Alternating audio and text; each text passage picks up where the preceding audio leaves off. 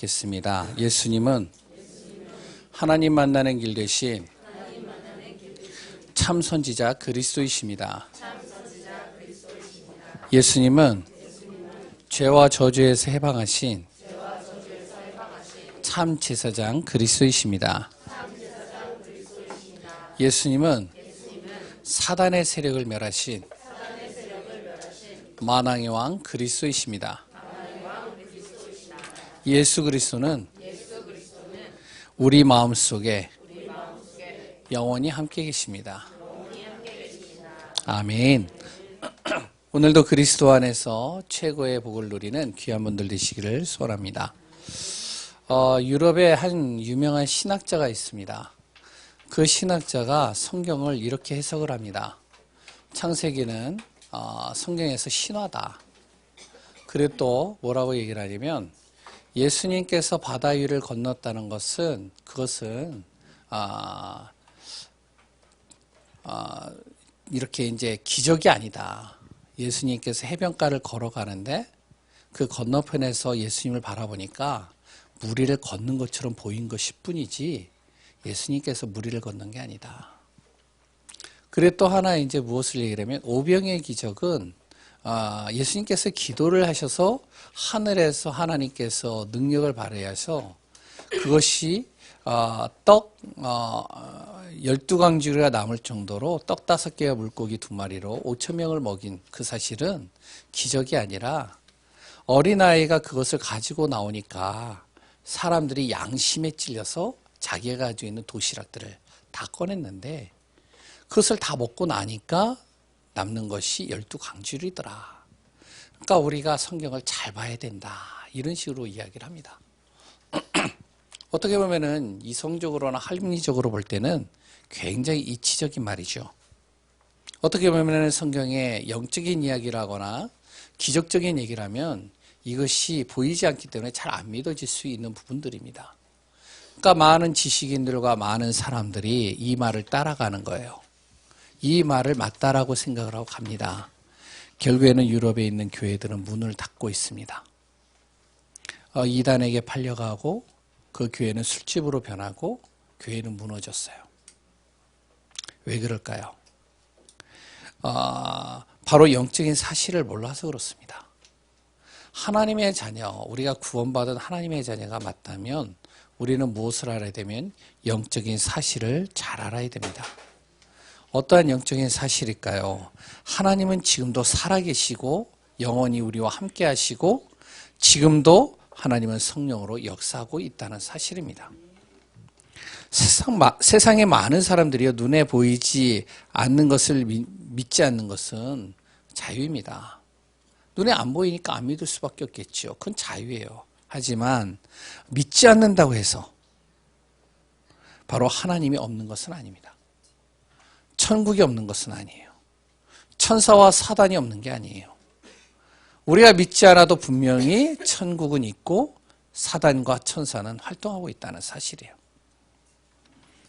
지금도요, 이 사단은 우리 안에서 교묘하게 활동을 합니다.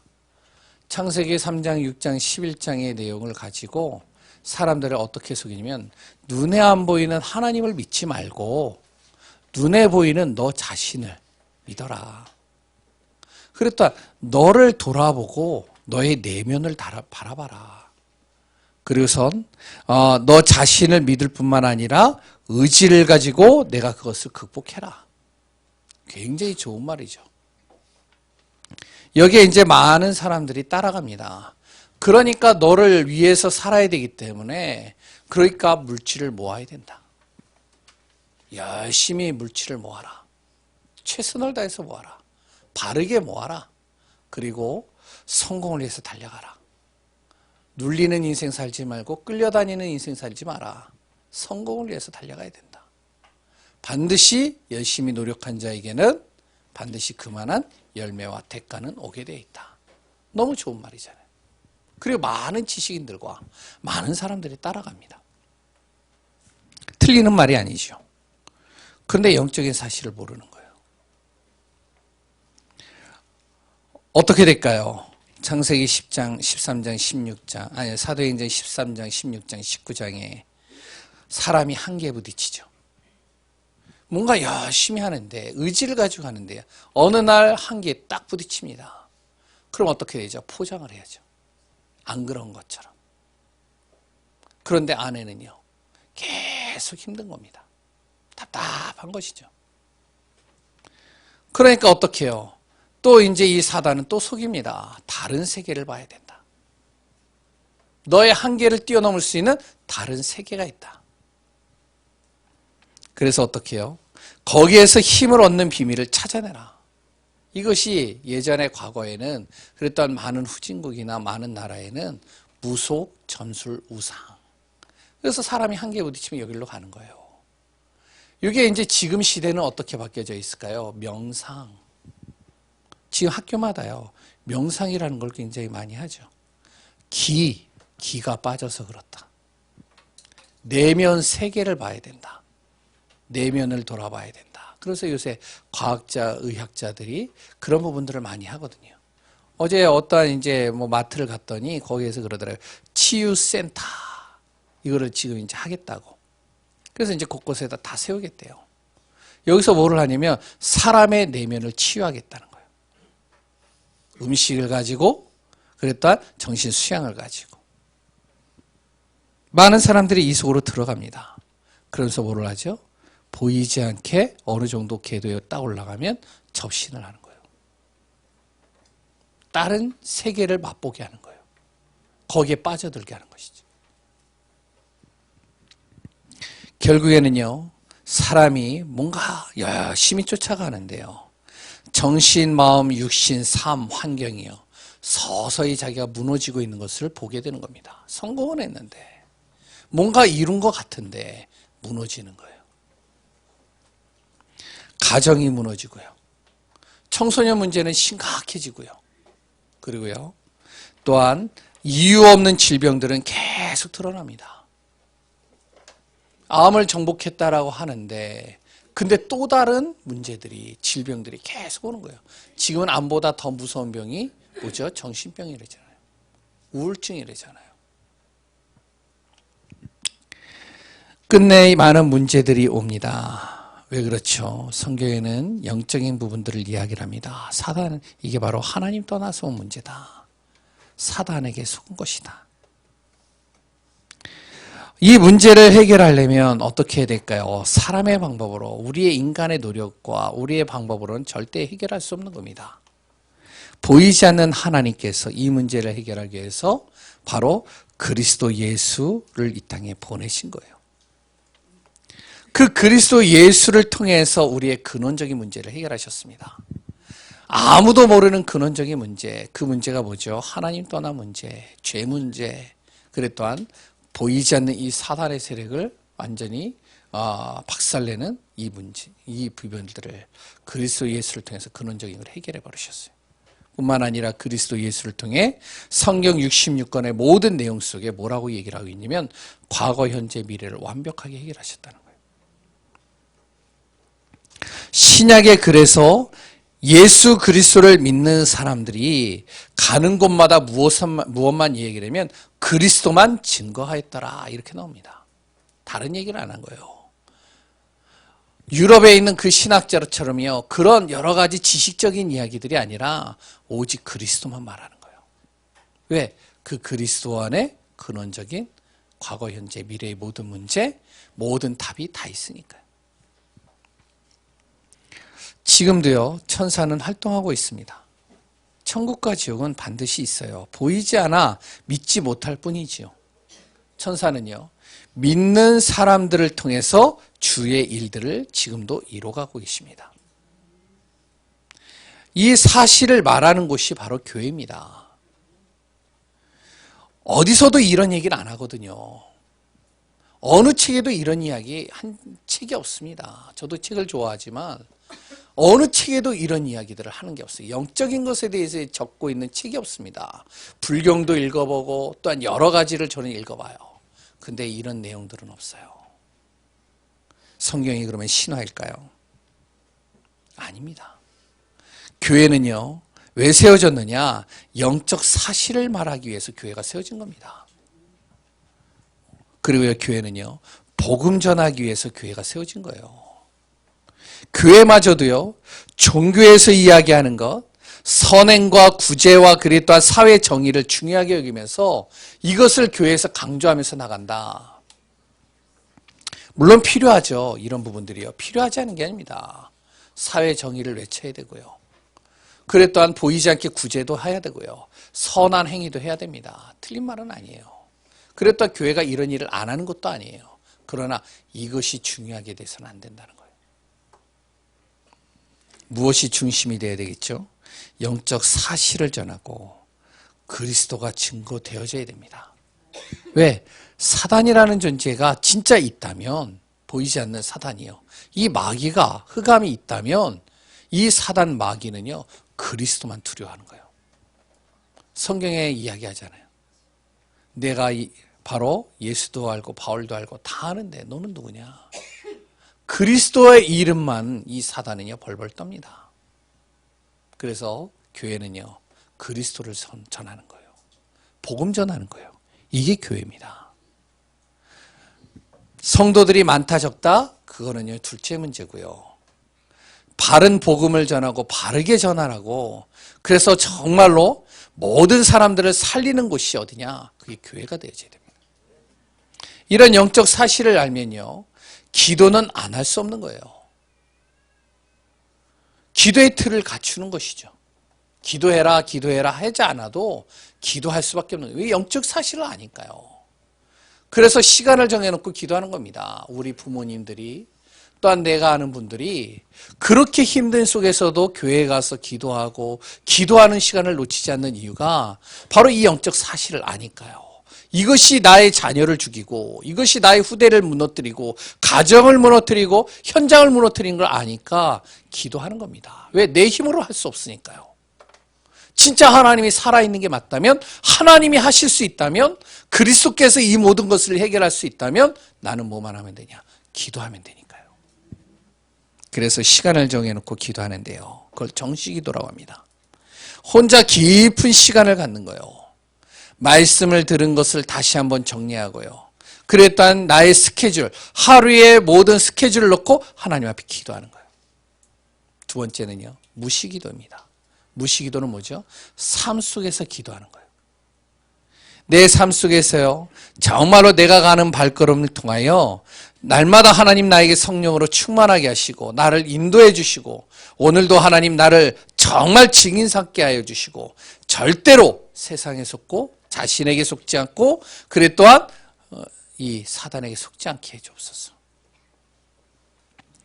집중기도입니다. 시급하고 중요한 일들이 있을 때는 어떡하냐? 집중으로 하나님 앞에 기도하는 거예요.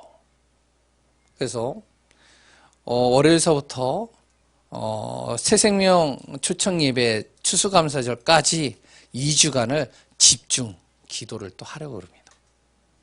어떤 분이 그 왜 하시냐고, 또 해야 되겠네, 힘든데, 뭐 이제 여러 가지 얘기를 하는 분들도 있어요. 그러나 집중 기도하는 겁니다. 그리고요, 바로 그룹으로 기도하는 거예요. 이 그룹으로 기도하는 게 뭐죠? 혼자 기도하는 게 아니라 같이 기도하는 거예요. 함께. 가족이 모이면 같이 기도하고요. 교회에서 함께 모여서 기도하고요.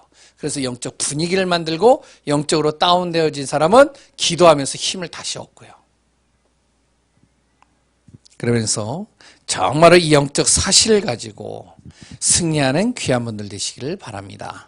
오늘도 메시지를 마음에 담고 그 말씀을 통해서 기도하며 영적인 비밀 속으로 들어가는 귀한 분들 되시길 바랍니다.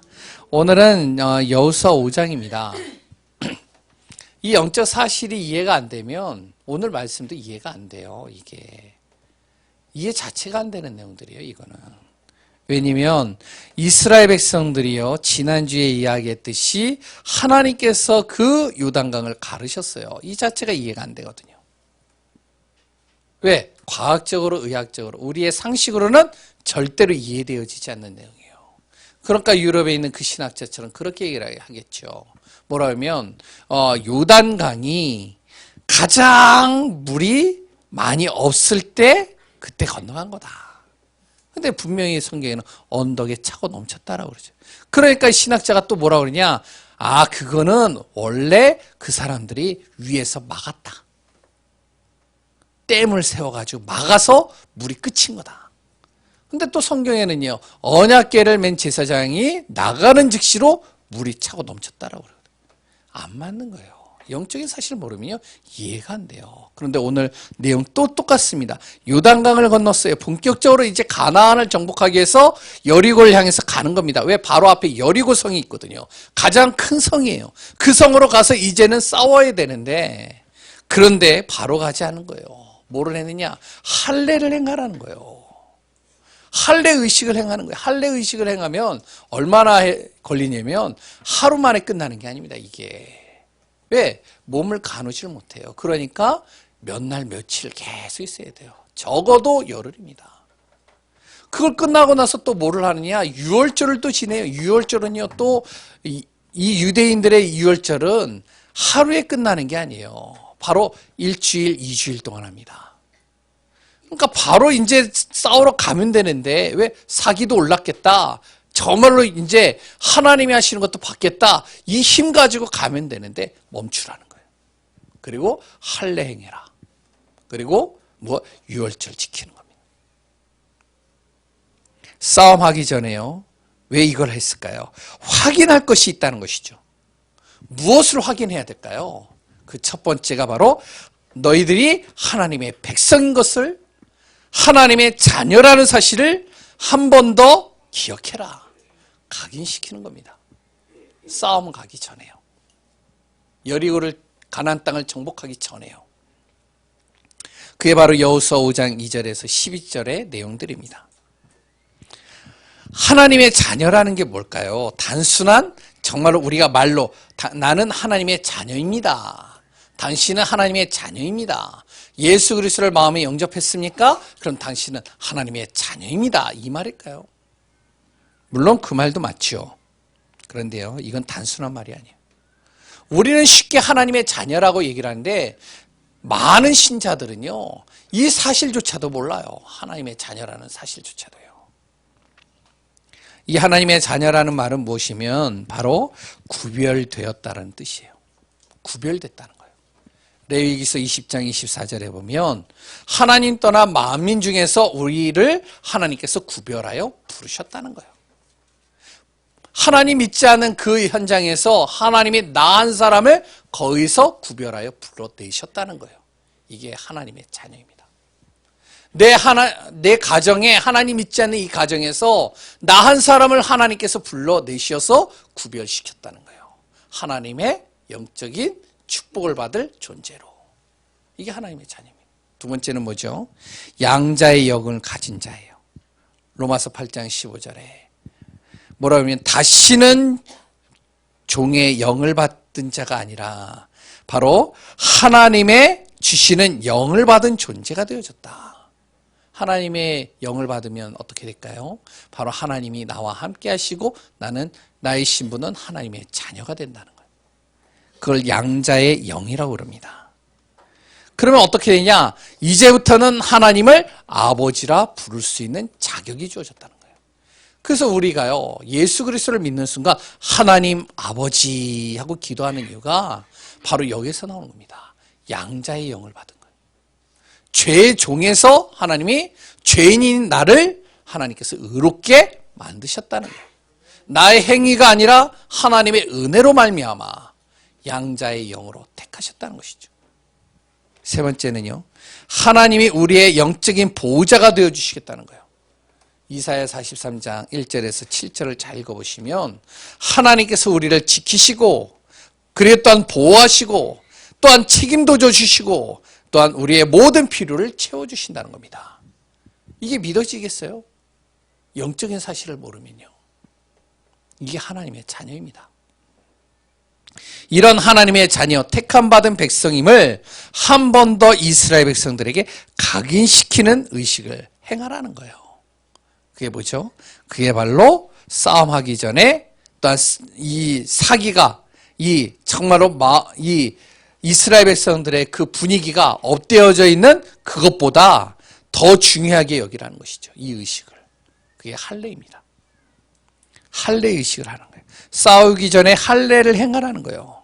할례가 뭐죠? 남자의 그 성기의 표피를 자르는 거예요. 그럼 어떻게 되죠? 움직이지 못해요. 꿈쩍 못해요. 그 창세기 우리가 읽었잖아요. 창세기에 그 할례를 행하라고 해서 디나를 강간하니까 그 야곱의 12명의 아들들 중에 2명 시므온과 레이가 그렇다면 너희들이 우리와 함께 하려면 할례 행해라. 세겜 족속의 모든 남자들은. 그래서 세겜 족속의 모든 남자들이 그럼 우리가 좋다 하겠다. 그래서 할례 행하고 나서 그날 밤에 어떡하죠? 단 2명이서 그 남자들을 다 죽여버렸잖아요. 하나님이 진노하셨잖아요. 할례가요. 바로 행하면은 움직이지를 못해요. 그걸 행하라는 거예요. 무슨 말이죠? 행위보다 하나님의 자녀인 것을 다시 한번 각인하고 선포하는 의식입니다.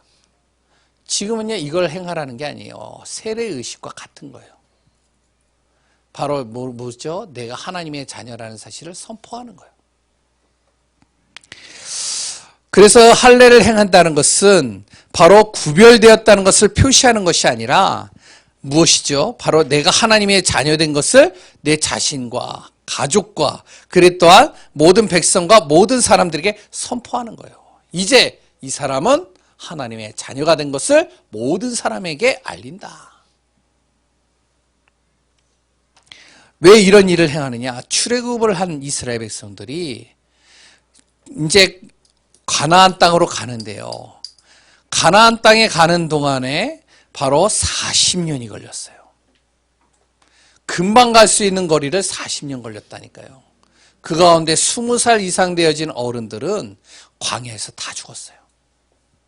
아무도 안 남았습니다. 딱 2명 남았어요. 여호수아와 갈렙만.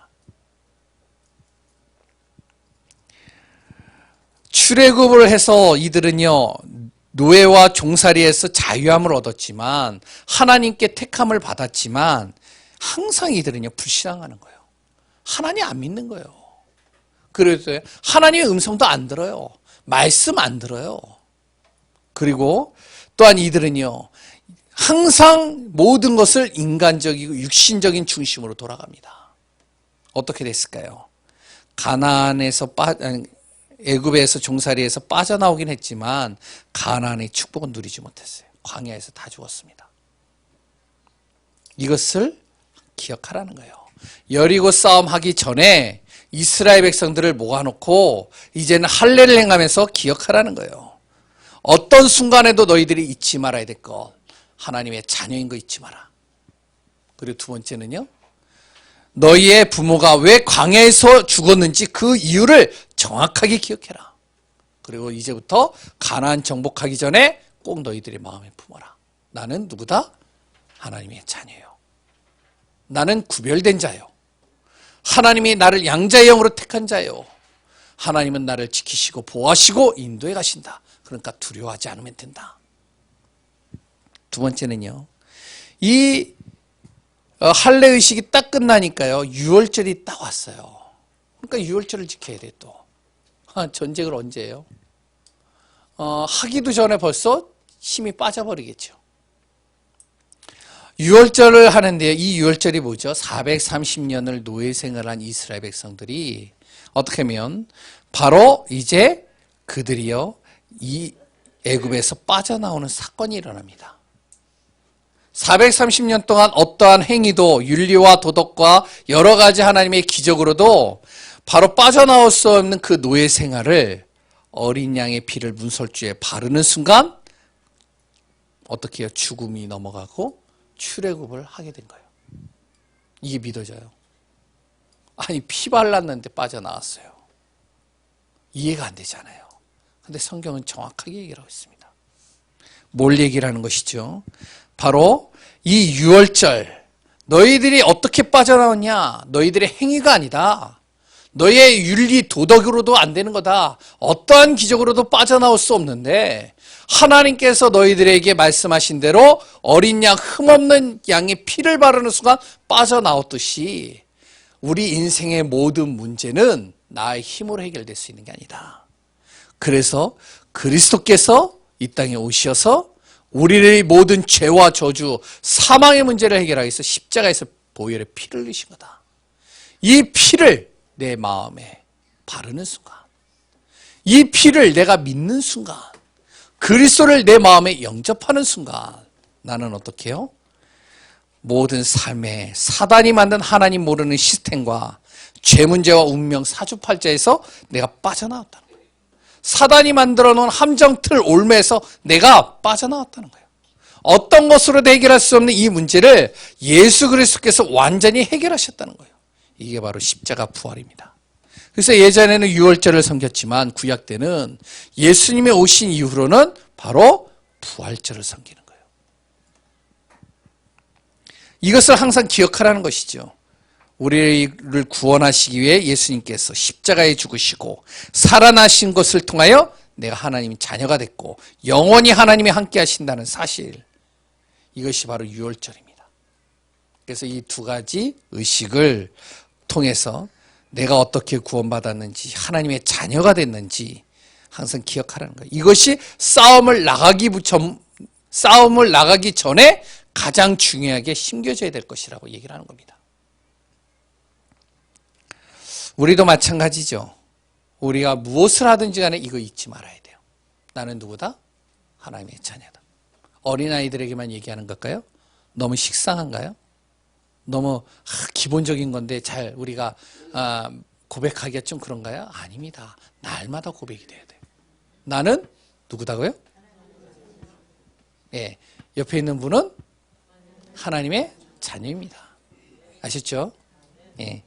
그렇기 때문에요, 아무리 급하고 중요한 일이 있고 아무리 여러 가지가 있어도 나는 어떡하냐? 항상 기억해야 될 거. 나는 하나님의 자녀요.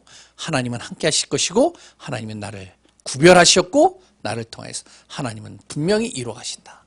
이게 바로 할례의식과 유월절입니다. 이거 행하라는 거였어요. 그 다음에 두 번째는 하나님은 완벽하게 도우신다는 거예요. 우리가 정말 이 의식, 이 비밀을 항상 마음에 간직하고 있는데 하나님은 어떻게 완벽하게 모든 것을 도우시고 이끌어 가시겠다는 거예요. 여호수아 오늘 5장의 내용을 보면, 그랬다 여호수아의 전체적인 내용을 보면 계속적으로 반복되어지는 것이 있습니다. 뭐가 나오죠? 두려워하지 마라. 그리고요, 불안하지 마라.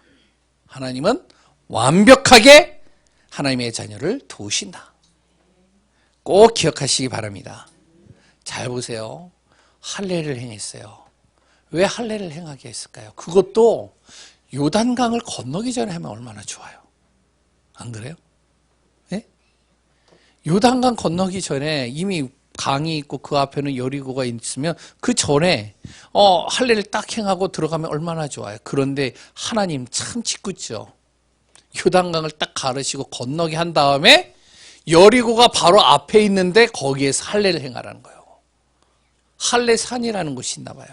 아니 이제 뭐 산에다가 이제 그걸 이제 했겠죠. 그런데 이제 거기에서 할례를 행하는 거예요. 안 보일까요? 그러면 그들이요.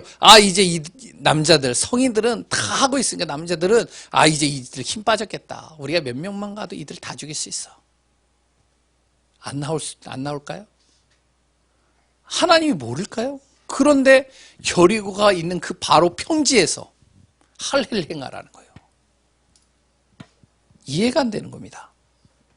적들이 오면 죽을 수밖에 없는데. 또 하나는 여리고로 들어가는데 바로 어떻게 공격할까? 전략은 어떻게 세울까? 그랬던 어떤 시기가 가장 적당한가? 이런 것들을 고민하지 말라는 거예요. 할 필요 없다는 거예요. 하나님이 완벽하게 하시겠다는 거예요. 이해가 안 되지. 우리의 상식으로는 이해가 안 되는 거예요. 우리가 정말로 세상을 살아갈 때 어떻게 해요? 고민하잖아요. 계획도 세우고요.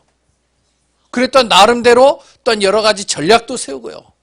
그리고 또 방향도 정해놓고요. 그랬던 그것을 피할 길을 미리 다 준비해놓고 있잖아요. 그런데 여기에서는요, 하지 말라는 거예요. 이런 거. 막연한 얘기들을 하는 거예요. 그런데 잘 보세요. 1절에 보니까요, 이스라엘 백성들은 잘 몰랐습니다. 그런데 요단강을 건널 때 가나안 족속과 아모리 사람도 가나안 족속의 한 족속이에요. 근데 이제 지역이 이제 다른 거죠. 사는 지역이요. 이 가나안 족속과 아모리 족속 이 사람들이 요단강을 건너는 순간 이들의 마음은 녹았고 정신은 완전히 잃어버렸다는 거예요. 무슨 말이죠? 싸울 의지가 하나도 없다는 거예요. 두려워 떨었다는 거예요. 이스라엘 백성들은 몰랐어요. 하나님이 이렇게 만들어 버리셨어요. 이게 하나님의 작품입니다. 하나님께서요, 할례를 행하는 그 동안에 이들의 마음에게 벌써 공격할 의지를 다 잃어버리게 만든 거예요. 두려운 거예요. 왜? 하나님의 능력을 이들이요 들었기 때문에. 우리가 나가? 안 될걸. 왜? 저들은 하나님이 함께하고 있어. 그러니까요, 두려워 떨어서 못하는 거예요. 두 번째는요, 13절에 보니까 여호수아가 이제 군대를 이끌고 이제 가는 겁니다. 6월절이 다 끝난 다음에 가는데 앞에 누가 있냐면 군대 장관이, 큰 군대 장관이요, 칼을 빼들고 딱 서 있는 거예요. 여호수아가 말한 겁니다. 그 군대 장관에게 너는 누구를 위하는 거냐? 우리를 위해서 싸울 거냐? 아니면 적들을 위해서 싸우는 거냐? 그랬더니 이 군대 장관이 뭐라고 그러죠? 나는 하나님의 군대 장관이다. 내가 너희들과 함께 싸우려고 지금 왔다. 그게 누구죠? 바로 군대 장관, 바로 미가엘 천사장입니다. 우리가 미가엘 많이 듣잖아요. 미가엘 천사는요, 하나님을 대신해서 싸우는 역할을 해요. 근데 군대 장관이 왔다면 누가 왔을까요? 예? 군대가 와야 되잖아요. 혼자 오지 않잖아요. 그게 바로 천군과 천사입니다. 천군과 천사가 다 와 있는 거예요. 한 사람을 표현했지만 보이지 않게 싹 깔려 있는 거예요. 이게요, 딱 어떻게 해요? 저는 잘 모르겠지만 여리고 성에 있는 사람들이 이걸 보지 않았을까 생각해요. 여호수아의 눈에도 보였고 이스라엘 백성들의 눈에도 보였다며. 그러면 어떻게? 두려워 떨었겠지요.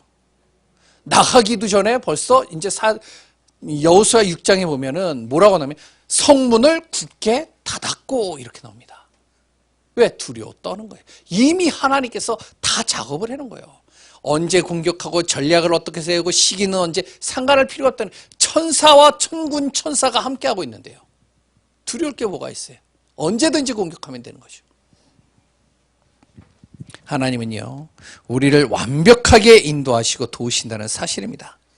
그렇다면 우리가 가만히 있으라는 얘기인가요? 그냥 아무것도 안 하고 하나님이 하시겠지, 가만히 있으라, 그런 얘기를 하는 게 아니에요. 바로 우리가 할 일을 하면서 하나님께서 나의 모든 것을 완벽하게 도우신다는 사실을 절대 잊지 말고 믿으라는 거예요. 그럼 우리가 할 일은 뭐죠? 믿음입니다. 믿음 가지라는 거예요. 어떤 믿음이요? 난 하나님의 자녀예요. 하나님이 함께 하시는 자요.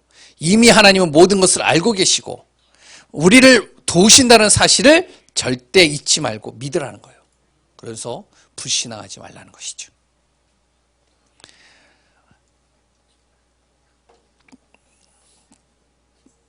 그러면 어떤 믿음일까요? 영적 사실을 믿는 겁니다. 아까도 얘기했지만 영적 사실을 진짜 믿어야 돼요. 두 번째는요, 불가능을 가능케 하시는 하나님을 믿어야 돼요. 세 번째는요, 바로 모든 문제를 하나님께서 해결하신다는 것을 믿어야 됩니다. 이 믿음이 없으면 기도 안 돼요. 이 믿음 없으면요, 우리가 예배 못 드려요. 이 믿음 없으면요, 우리가 하나님 앞에 나갈 수가 없어요. 두 번째는 뭐죠? 순종입니다. 뭐에 순종해야 될까요? 말씀에 순종하라는 거예요. 말씀이 이성과 합리적인 생각으로 볼 땐 이해가 되지 않아도 말씀에 순종하라는 거예요. 여호수아는요, 말씀에 순종했습니다. 왜? 40년 동안 봤거든요. 광야 땅에서 모세를 통하여 옆에서 시종을 들면서 하나님의 말씀이 어떻게 성취되는 것을 직접적으로 다 봤어요. 그러니까 이 여호수아는 이유를 안 달았어요. 할례를 행해라, 지도자에게 딱 얘기를 하니까요. 이유 안 달았어요. 왜 할례를 여기서 행하라고 합니까, 하나님? 전쟁이 끝난 다음에 하면 안 되겠습니까? 차라리 요단강 전에 하시지 왜 지금 하라고 하십니까? 이유 안 달았어요. 예, 알겠습니다. 여리고 앞에 딱 섰는데 하나님께서 여호와의 군대 장관을 만났을 때 신을 벗으라는 거예요. 싸움에 나가는 지도자가 신을 벗으라는 거예요. 뭐죠? 무장 해제하라는 거예요. 너가 가지고 있는 모든 무장들 다 해제시키라는 거예요.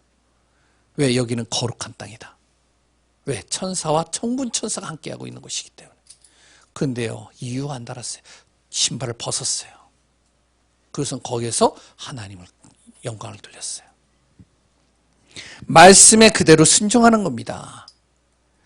사무엘상 15장 22절에 뭐라고 나오죠? 순종이 제사보다 낫다라고 그랬어요. 1000만의 제사를 드린다 할지라도 1000 제사를 드린다 할지라도 말씀에 순종하는 자를 하나님이 쓰시는 겁니다. 그래서 우리의 영적 사실을 알고 하나님이 도우시는 사실을 진짜 안다면 말씀에 순종하고 인도받는 귀한 분들 되시기 바랍니다. 세 번째는 우선순위입니다. 하나님의 일에 우선순위 두라는 거예요. 여호수아는 그래서 유월절을 중요하게 여긴 겁니다. 하나님의 일이니까요. 급하고 중요해도 하나님 나라와 뜻을 우선으로 두는 겁니다. 그러면 우선 하나님의 일이 뭘까요? 예배입니다.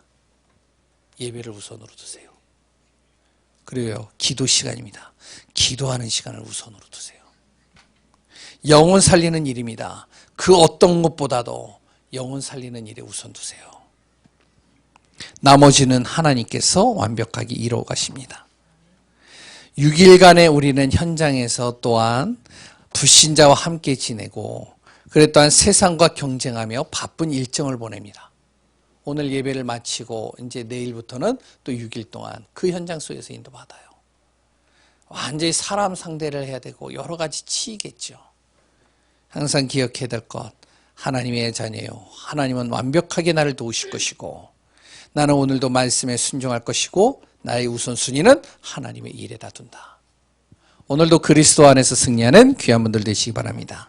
결론입니다. 시대 앞에서 우리가 꼭 해야 될 일이 있습니다. 하나님의 자녀는 이 일을 해야 됩니다. 뭐죠?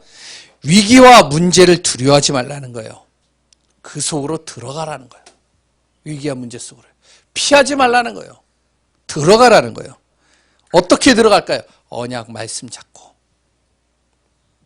시험이 올 때, 어려움이 올 때 피하지 말라는 겁니다. 믿음으로 도전하라는 거예요. 고린도전서 10장 13절에 뭐라고 그랬죠? 하나님의 자녀는 믿음으로 도전할 때 하나님께서 그 어려움과 시험 속으로 들어갈 때 피할 길을 예비할 것이고 감당할 만한 시험을 주실 것이고 하나님께서 함께 하시고 인도해 가신다고 했습니다. 승리케 하시겠다는 것이죠. 하나님은 바로 내 편이라는 사실입니다. 두 번째는요, 다음 세대 살릴 후대 세우라는 거예요. 복음이 지속되어질 수 있는 증거가 될 수 있도록 이 복음을 다음 세대에 제대로 심기우라는 거예요. 다음 세대를 준비해야 됩니다. 다음 세대를 준비하지 않으면 어떻게 되는지 알아요? 유럽교회 같이 돼요. 다 문 닫아요. 유럽교회가 어떻게 되어진 나라죠? 기독교로 세워진 나라 아니에요. 미국이란 나라가 어떻게 세워졌죠? 청교도 신앙, 복음으로 세워진 나라 아니에요. 그런데 그 나라가요, 이제는 다음 세대 이 복음이 안 들어갔어요. 결국에는요, 교회마다 나이 많은 분들만 있고 나이 어린 아이들이 하나도 없어요. 교회가 문을 닫아요. 술집으로 바뀌어요. 우상으로 바뀌어요. 십자가는 없어지고 그것에 무엇이요? 모슬렘 탑이 딱 세워집니다. 어떻게 해요? 정말 우리가 복음 전하는 것, 복음 신기우는 것에 생명 걸어야 됩니다. 세 번째는요, 현장 살릴 증인으로 서는 겁니다. 많은 사람들이요, 포장된 삶을 살아요. 굉장히 포장되어져서요, 멋진 모습을 보입니다. 안에는요, 썩어져 있어요. 영적으로, 정신으로, 생각과 마음은 병들어 있어요. 이 포장된 삶, 이 삶을 사는 사람들을 살려야 됩니다. 어떻게 살려야 될까요? 우리 교회가 할 수 있는 몫을 잘 감당하면서 복음 전하는 교회가 되어야 됩니다. 오늘도 그리스도 안에서 승리하는 귀한 분들 되시기 바랍니다. 하나님 감사합니다.